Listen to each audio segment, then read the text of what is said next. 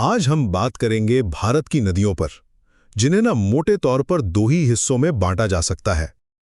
देखिए, ये नदियां चाहे हिमालय से निकलती हों या फिर प्रायद्वीप से, हैं तो ये हमारे देश की लाइफलाइन ही। हमारी संस्कृति, हमारी अर्थव्यवस्था सब इनसे जुड़ी हैं। पर हाँ, इनका स्वभाव काफी अलग अलग है। तो चलिए तीन खास बातें समझते हैं।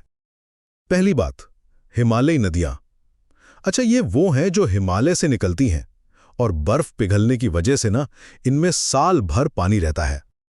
सोचिए, गंगा, यमुना, ब्रह्मपुत्र, सिंधु, ये सब बड़ी नदियां हैं जो उत्तर भारत को सींचती हैं। और गंगा जो गंगोत्री से निकलती है, वो तो सबसे पवित्र और देश की सबसे लंबी नदी भी मानी जाती है। दूसरी बात, प्रायद्वीपीय नदियां।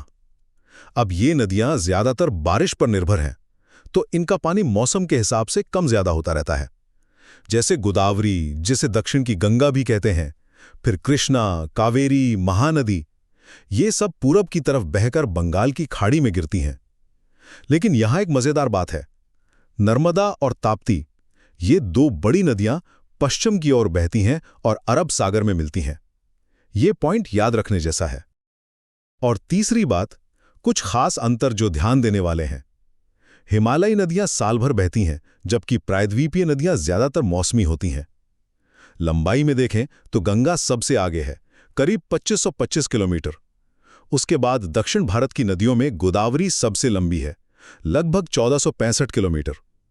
और हां, नर्मदा और ताप्ती का पश्चिम की ओर बहना उन्हें बाकी बड़ी प्रायद्वीपीय नदियों से एकदम अलग बनाता है।